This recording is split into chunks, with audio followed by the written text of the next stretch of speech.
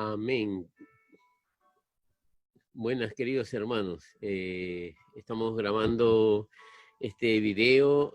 Como ya habíamos anunciado el día domingo, tuvimos problemas técnicos, problemas con el audio en la grabación, así que no pudimos subir el video del culto dominical. Por lo tanto, pido mil disculpas a las personas que estuvieron atentamente esperando la palabra el día domingo. Con ese motivo estamos haciendo este video. Vamos a tratar de hacer un resumen de lo que compartimos, porque el propósito de hacer este video es que todos no perdamos la secuencia, porque estamos compartiendo durante todas estas semanas un mensaje muy especial, que el Señor nos está ministrando durante estas últimas semanas. Es la famosa porción de la palabra de Mateo capítulo 5, ¿verdad? Las bienaventuranzas, el sermón del monte. Y bueno, habíamos estado hablando durante todas estas semanas y nos habíamos quedado en el versículo 7, correspondía esta semana. Así que yo quería hacer este video para hacer un resumen de este versículo 7, de lo que hablamos el día domingo, para que aquellos que nos están siguiendo y que están llevando un estudio junto con nosotros no pierdan la hilación. Entonces, vamos pues a hacer un pequeño, así un concentrado del mensaje que el Señor nos trajo el día domingo. Pero antes vamos a inclinar nuestros rostros y vamos a pedirle al Señor que sea Él ministrando nuestras vidas a través de este pequeño video. Amén. Oh, bendito Dios, Señor. Con mucha humildad, Señor, venimos a presentarnos, Señor, delante de ti, Padre Santo, reconociendo, Señor, que tú eres el que obras con poder en nuestras vidas, Señor. Tu palabra es la palabra que transforma vidas, Señor. Es la única que tiene poder para cambiar vidas, para cambiar futuros, Señor. En el nombre de Jesús te pedimos que esa palabra nos ministre en esta hora, Señor. Y a través de la distancia y a través del tiempo, Padre Santo, tu palabra comience a dar fruto en aquellas personas que están prestando sus oídos, Señor, para que tu palabra sea sembrada en su corazón, Señor.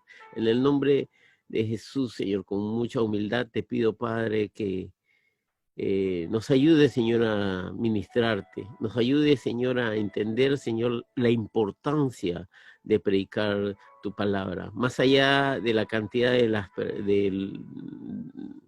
personas que nos oyen, Señor, no debemos de poner nuestra mirada, nuestra esperanza en la cantidad de personas, Señor, sino en el poder de tu palabra y en la importancia, Señor, que hay en tu palabra, bendito Dios. En el nombre de Jesús, ayúdanos pues, Padre, en esta hora y ministranos, Señor, a través de tu Espíritu Santo. Amén, amén y amén, aleluya. Sí. Quería pedirle disculpas, estamos estrenando equipo nuevo, micrófono, y todo el sonido que nos rodea, pues, supongo que se debe estar escuchando.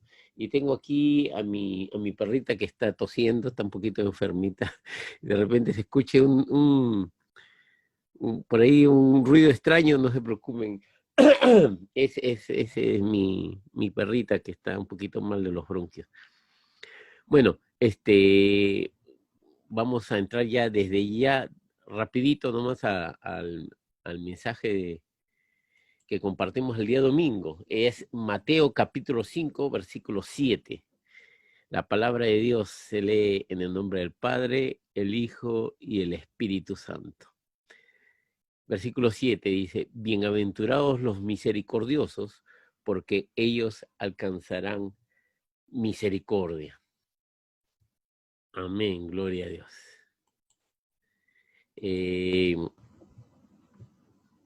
Hemos estado hablando en estas semanas sobre las primeras 4 bienaventuranzas que aparecen en esta porción bíblica de Mateo capítulo 5, ¿verdad?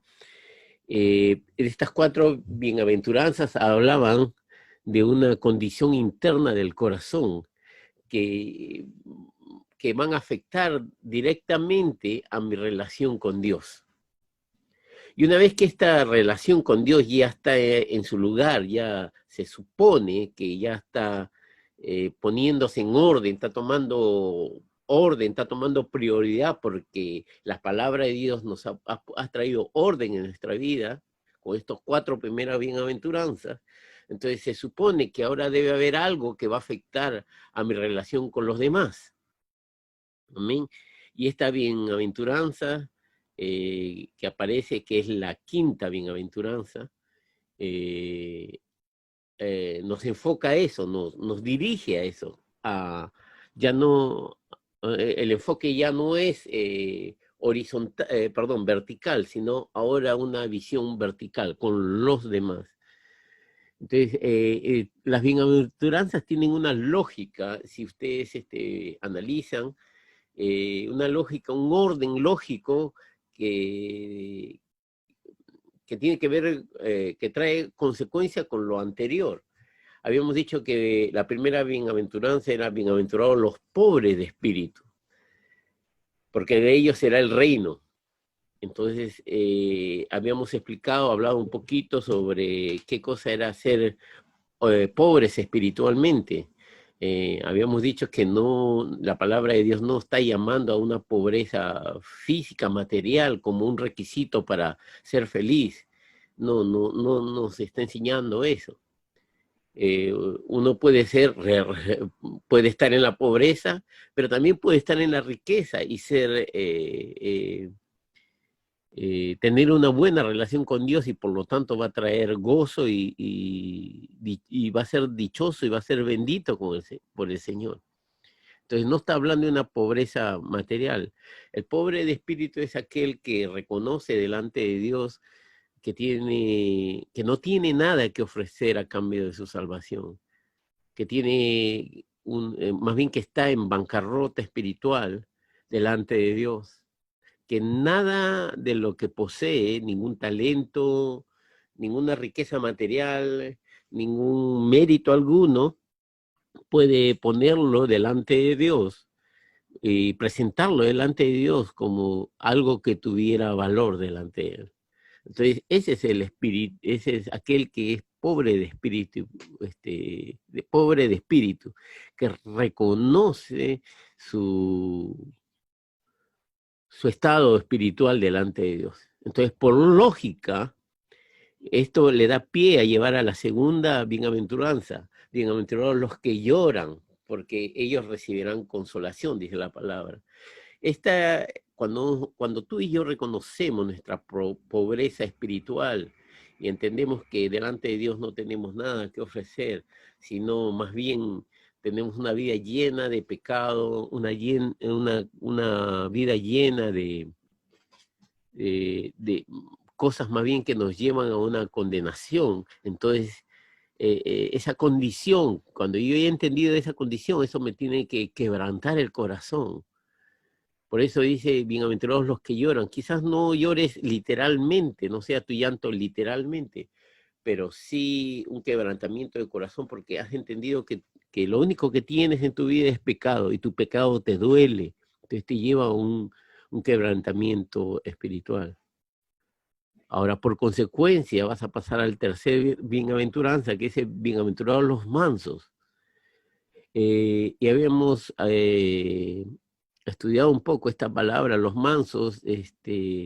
Estaba dando referencia a lo que son humildes de corazón. Entonces, cuando yo he entendido de que soy pobre espiritualmente y esa pobreza me quebranta el corazón, entonces yo no me puedo presentar delante de Dios con altivez, ¿verdad?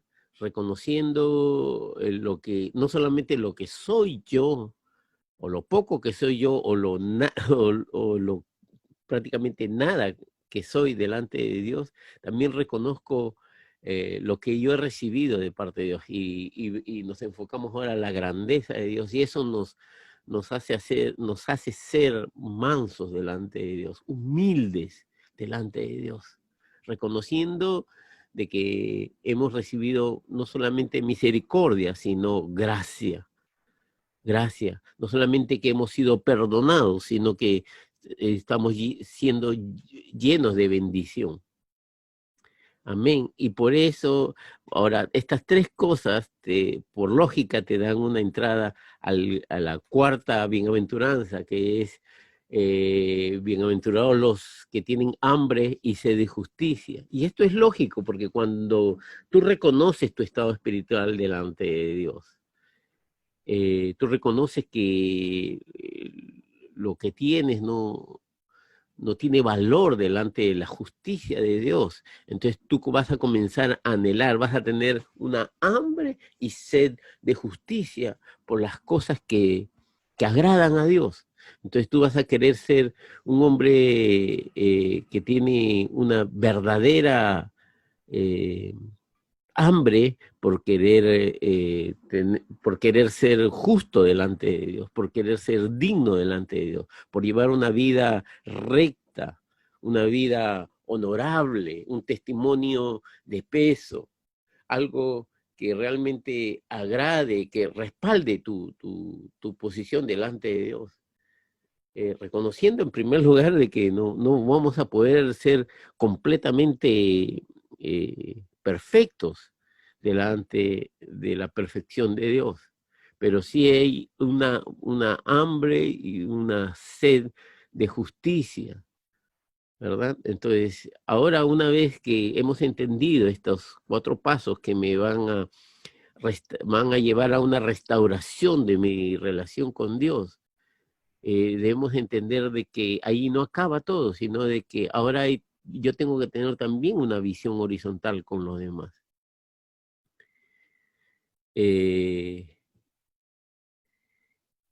Habíamos dicho también que aquel que no se siente pobre de espíritu es porque esa persona cree que está lleno, que tiene muchas cosas, entonces tiene las manos muy llenas como para recibir la bendición de Dios. Entonces, él pretende que tiene muchas cosas porque no se considera un pobre espiritual. Entonces, no tiene una disposición de abrir las manos para recibir la bendición de Dios. Perdón. Aquellas personas que no están cargadas por su pecado, que no les afecta su pecado, que no están llorando por su pecado, es porque no han podido sentirlo, no tienen un corazón sensible, por lo tanto tienen un corazón duro, duro para responder al llamado de Dios, duro para responder a la presencia de Dios y duro para responder a las ordenanzas de Dios. Por lo tanto, también aquellas personas que carecen de humildad están llenas de orgullo. Y eso nos garantiza una oposición directa de parte de Dios, porque la palabra de Dios dice que el Señor, eh,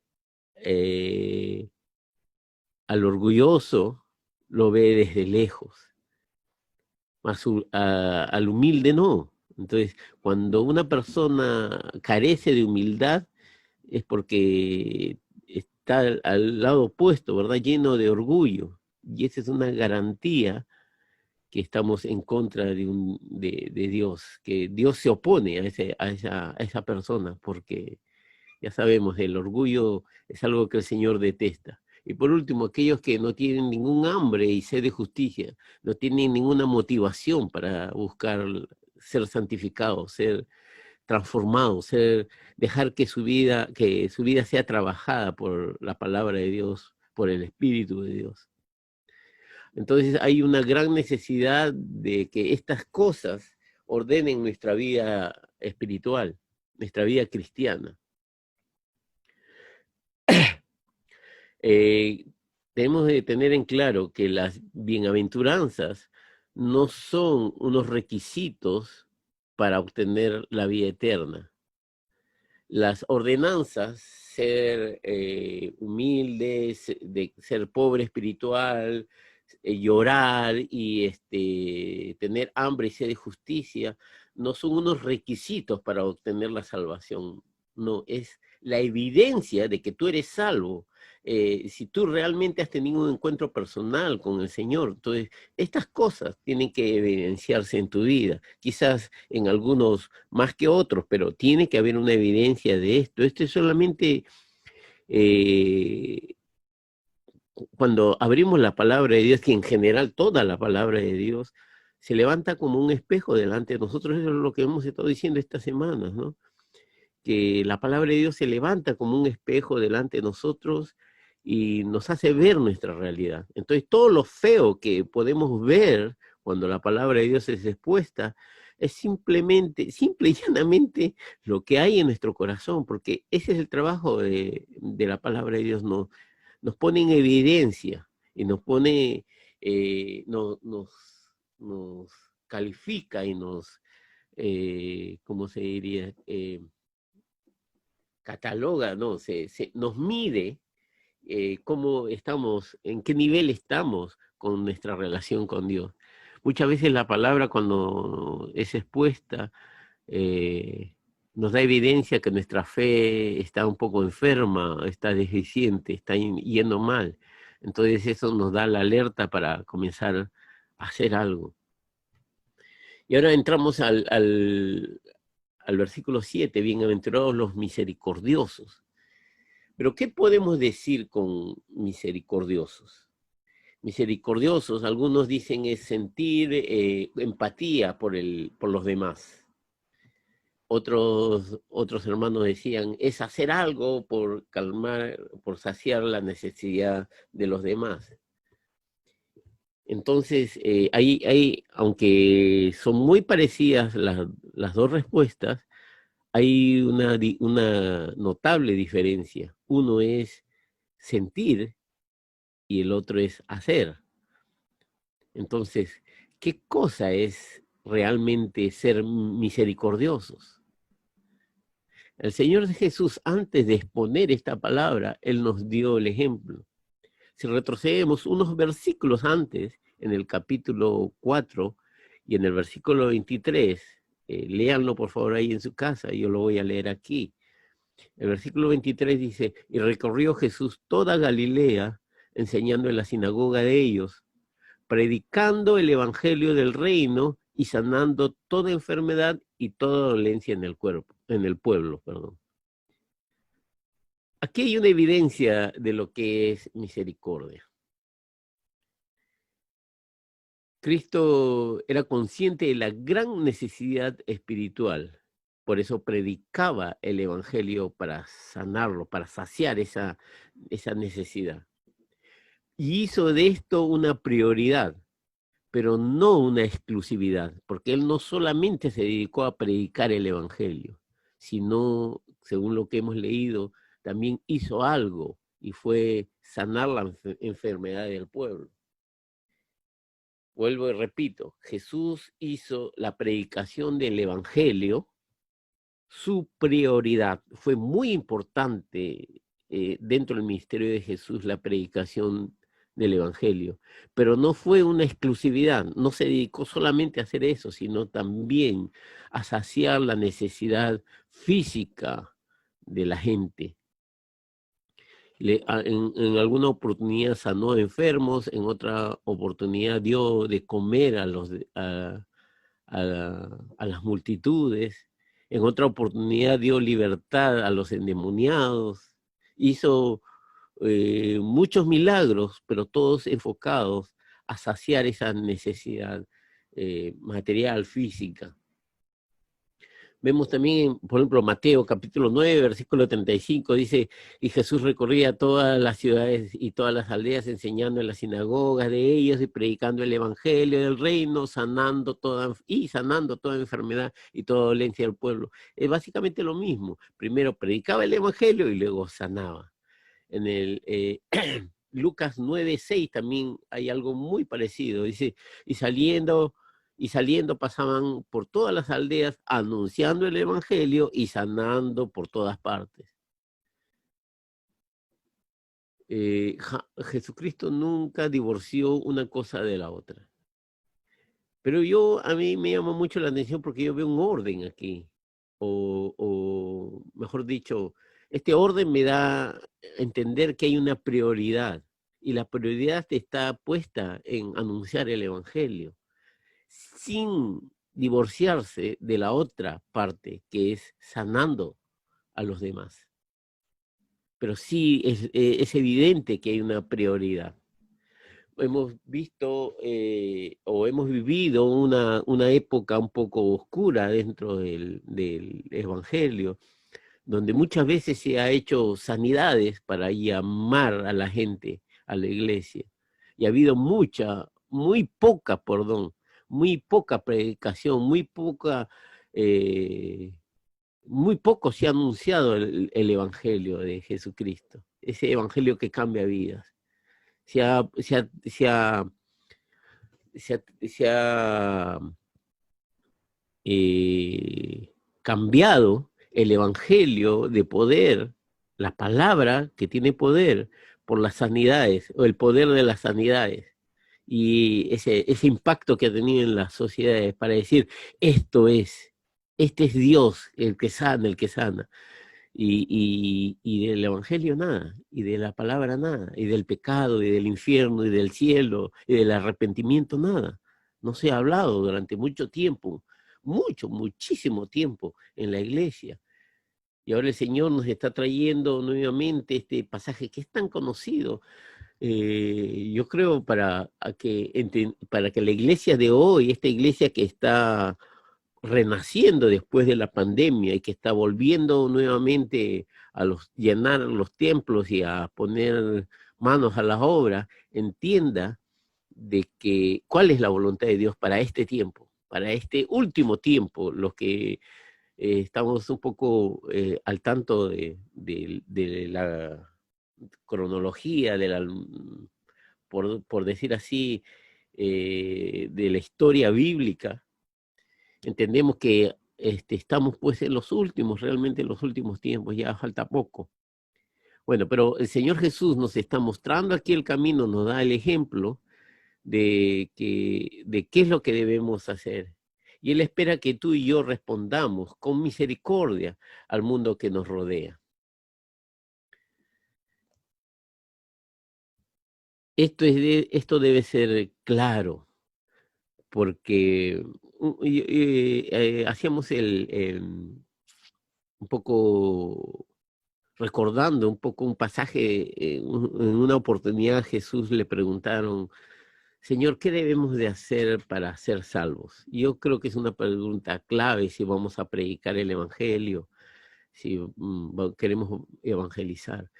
¿Qué debemos hacer para ser salvos? Y el Señor Jesús le respondió, bueno, hay que hacer dos cosas. ¿Cuáles son esas dos cosas? Ama a Dios con toda tu mente, con toda tus fuerzas, con todo tu corazón, con toda tu alma, con todo, con todo. Ama a Dios con todo. Y la segunda es casi parecida. Ama a tu prójimo como, como a ti mismo. Estas dos cosas no pueden estar divorciadas. Generalmente vemos las iglesias, llenamos las iglesias de cristianos y cristianas con mucho amor por el Señor, y eso es evidente, si no, no estuvieran en las iglesias, que cantan y alaban. A nosotros vamos a la iglesia y adoramos y cantamos y nos quebrantamos muchas veces delante de la presencia de Dios. Y cuando estamos en plena adoración y cuando más todavía cuando la parte de la alabanza, de la música, nos ayuda y nos ayuda a penetrarnos más en lo que es la adoración, levantamos nuestras manos y nos sentimos que estamos tan cerca de Dios y llena nuestras vidas y salimos completamente emocionados y decimos, wow, cuánto amamos a Dios. Pero eso tiene que ir muy paralelamente con la otra demanda que el Señor nos da.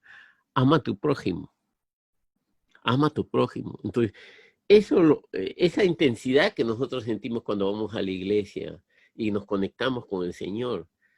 Es comparable con la intensidad que tú y yo sentimos cuando comenzamos a hacer la obra y comenzamos a ayudar a los demás, comenzamos a rescatar a los demás de la condenación eterna. También cuando podemos tener la oportunidad de ayudar de una forma física o material a los demás.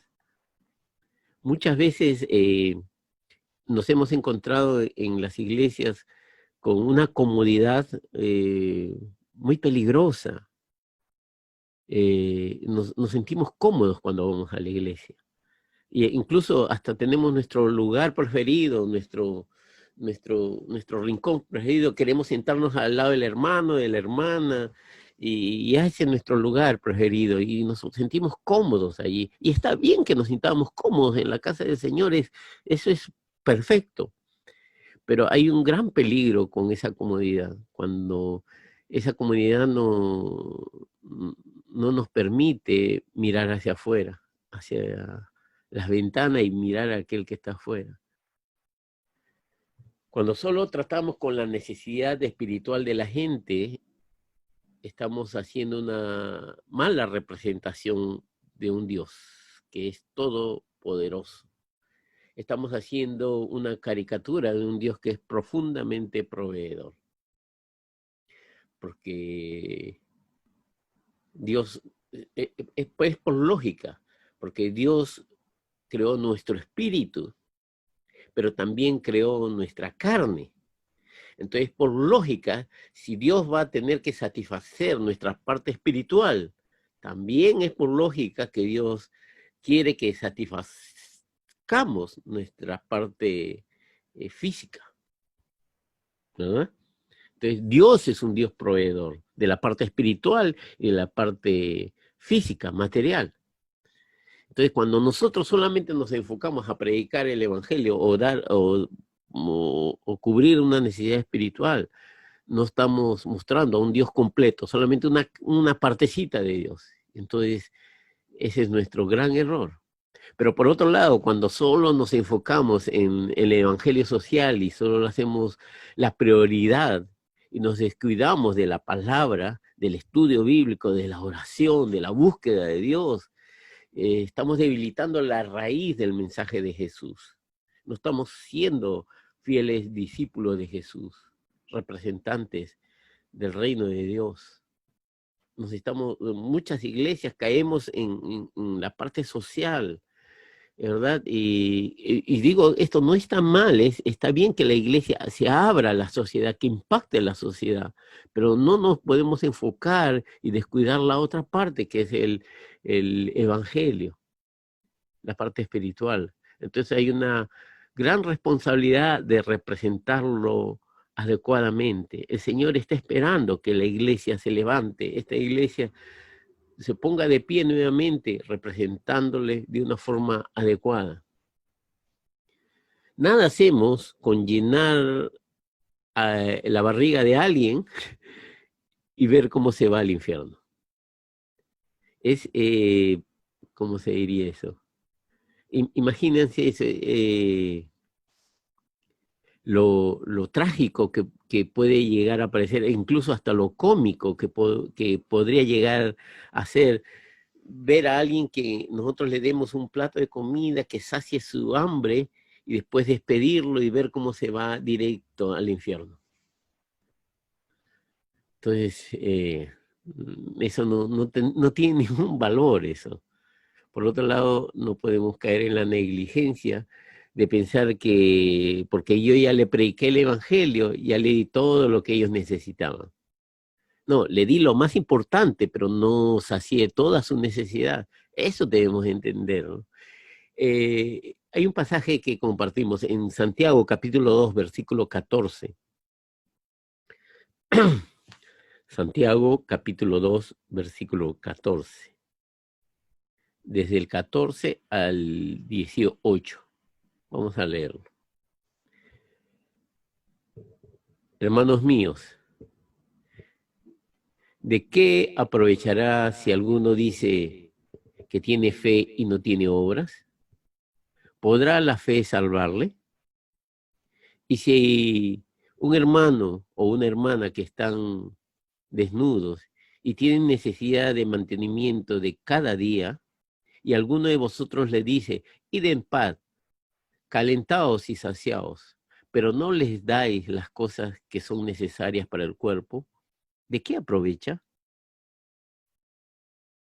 Así también la fe, si no tiene obras, es muerta en sí misma. Pero si alguno dirá, tú tienes fe y yo tengo obras, muéstrame tu fe sin obras y yo te mostraré mi fe por mis obras. Gloria a Dios por su palabra. ¿Qué es lo que está diciendo aquí Santiago?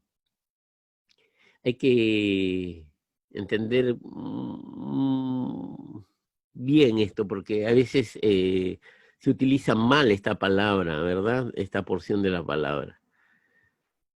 Pero lo que básicamente está haciendo Santiago aquí, está diciendo, mira, yo dudo mucho de tu conversión, porque no veo tus obras, porque una de las muestras de que tú has tenido un encuentro personal con el Señor son justamente tus obras. Ahora, Él no está diciendo, tú tienes que tener obras para ser salvo. No, no, no, nuevamente no podemos tomar esto enfocándonos en ese aspecto. Tú no necesitas tener obras para ser salvo. La palabra de Dios nos enseña que es por tu fe en el Señor que tú y yo somos salvos. Pero esa fe que nos ha llevado delante del Señor, ¿verdad? Y hoy podemos decir somos salvos, esa fe da frutos. Y los frutos son cosas que sí se ven, son justamente las obras que Dios ha preparado para que tú y yo andemos sobre ellas. Entonces las obras no son un requisito, son una evidencia de tu salvación, una evidencia de tu salvación.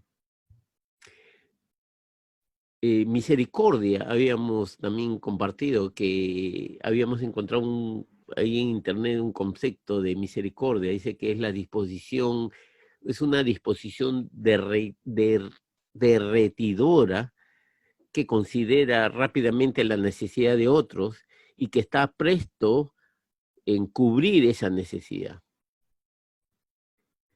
Entonces, vemos nuevamente que no es una necesidad, un requisito para ser salvo, es un fruto del Espíritu, ¿verdad? Uno de los frutos del Espíritu es eso, estar prestos a cubrir la necesidad de los demás. No solamente es un sentimiento, no se queda en un sentimiento, sino que se pone listo y presto a cubrir esa necesidad, se pone manos a la obra, ¿verdad? Hemos decidido tú y yo hemos sido receptores de la misericordia más pura, más suprema que puede existir, la misericordia de Dios. Y eso nos pone en un lugar un poquito difícil.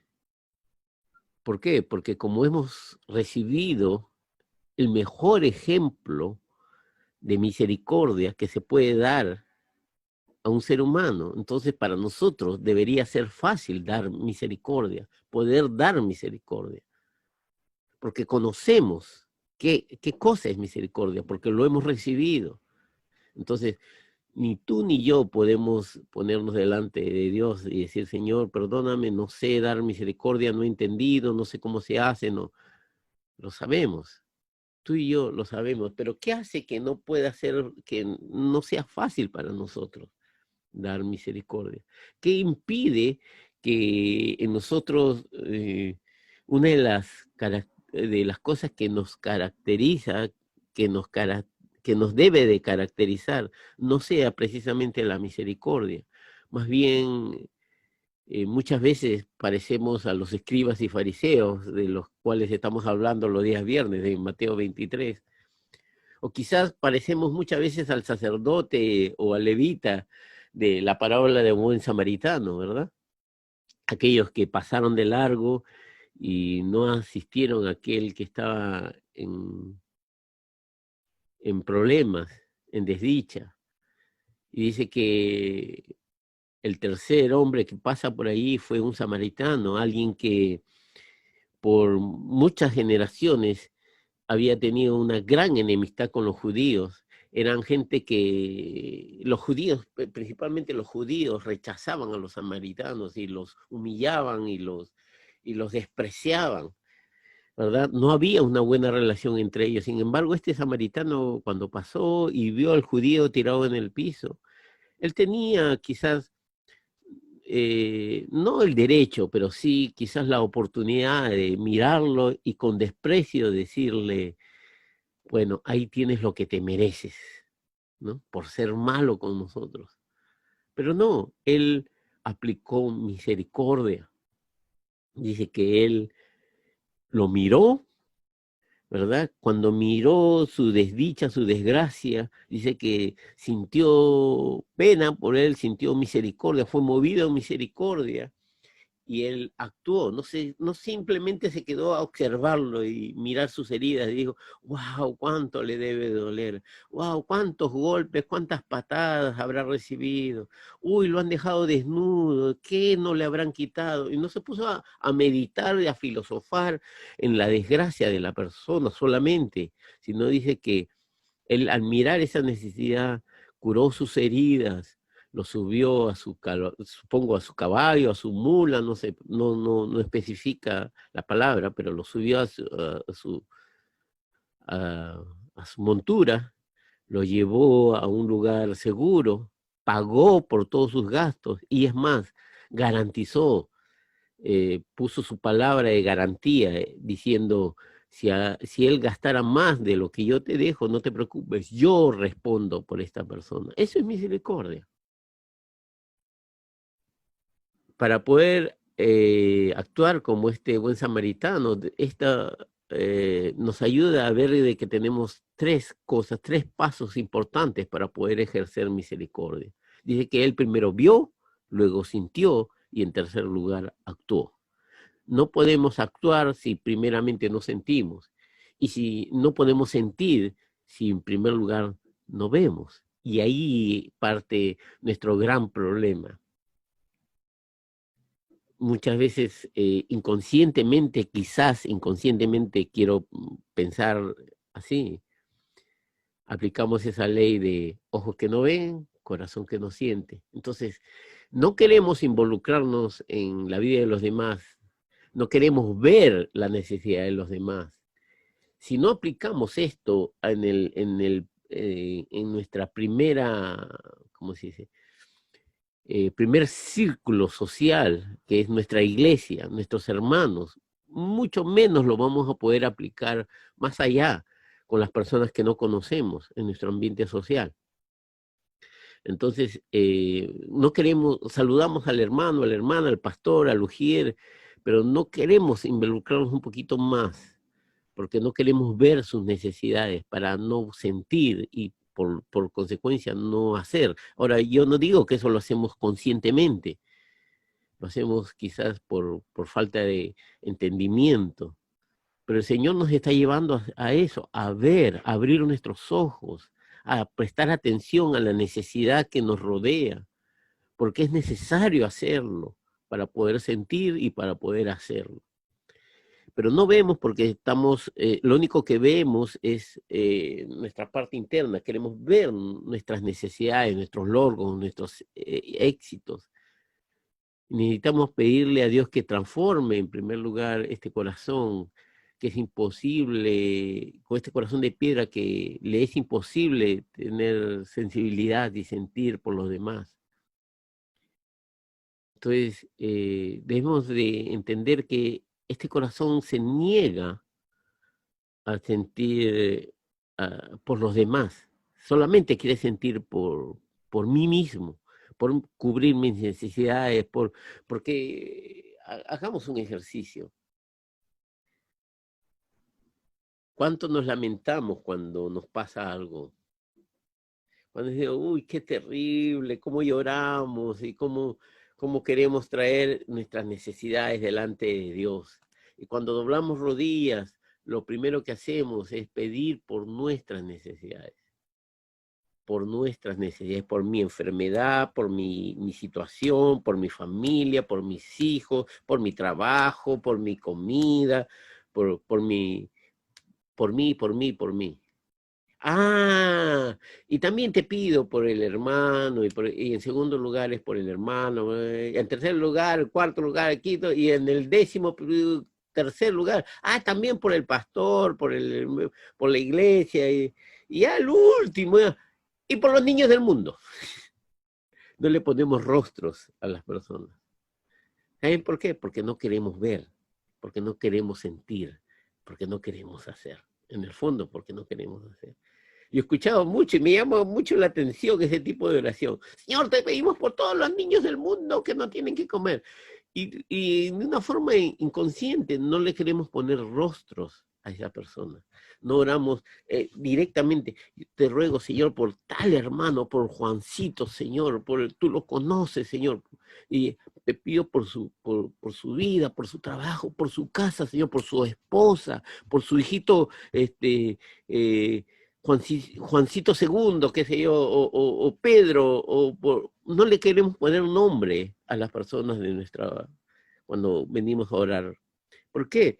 Porque de una forma indirecta queremos cerrar nuestros ojos, no le queremos poner rostros a esas personas para no sentir y para no poder, para tener la excusa de no hacer. Y le decimos, Señor, haz tú.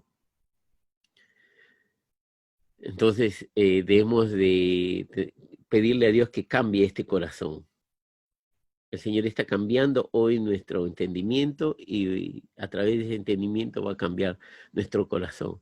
Y nosotros cambiamos, podemos llegar al cambio de nuestro corazón cada vez que nos acercamos más a Dios. Cuando nos acercamos más a Dios es como cuando nos acercamos a la luz, ¿verdad? Entonces, cuando nos acercamos cada vez más a Dios, más a la luz, vamos a reflejar una sombra. Esa sombra es misericordia. Entonces, nosotros debemos de entender que necesitamos más, acercarnos más al Señor. La misericordia que somos capaces de ejercer o no ejercer, nos permite ver la salud espiritual de mi fe. Si no somos capaces de ejercer misericordia, entonces eso quiere decir que mi fe anda un poquito enferma. Mi fe es defectuosa cuando no sentimos nada, cuando no hacemos nada. El amor de Dios tiene que ser nuestro mayor motivador para ejercer misericordia, los unos por los otros. Acerquémonos más a Dios con una verdadera actitud. Solamente con una verdadera actitud, humillándonos delante de Él, reconociendo que estamos en bancarrota espiritual, quebrantados por nuestra situación, por nuestro pecado y por el pecado de los demás, con una hambre y sed de justicia, de tener una vida que agrade a Dios. Entonces vamos a acercarnos con una actitud verdadera y vamos a poder recibir de Dios.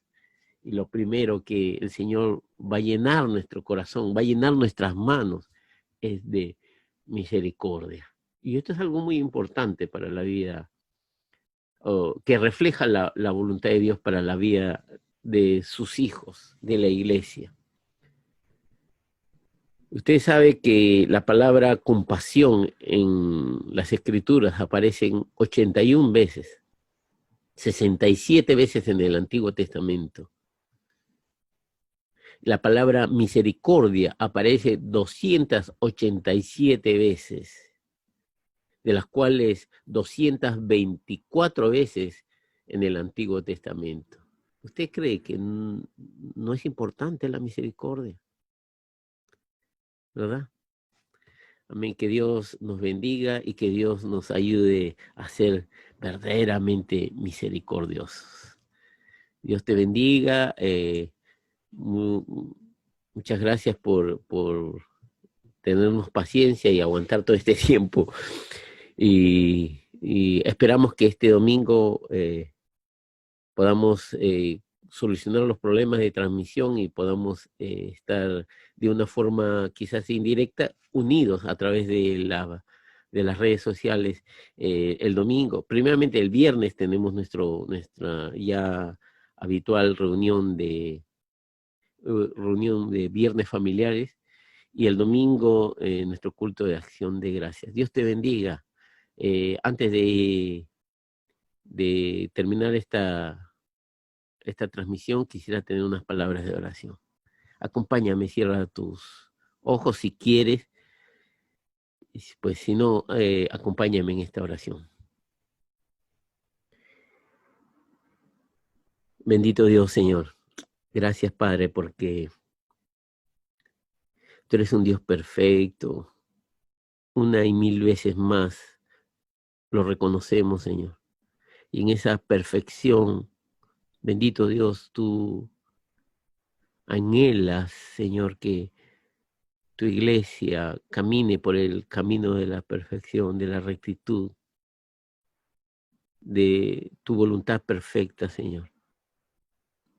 Ayúdanos, Señor, a este gran trabajo que tenemos que hacer en nuestras vidas, Señor.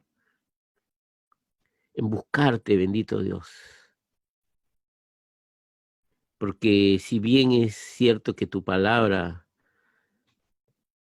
tu Espíritu Santo y tu poder hace cambios en nuestras vidas, nosotros tenemos que disponer nuestro corazón de buscarte de una forma genuina, bendito Dios.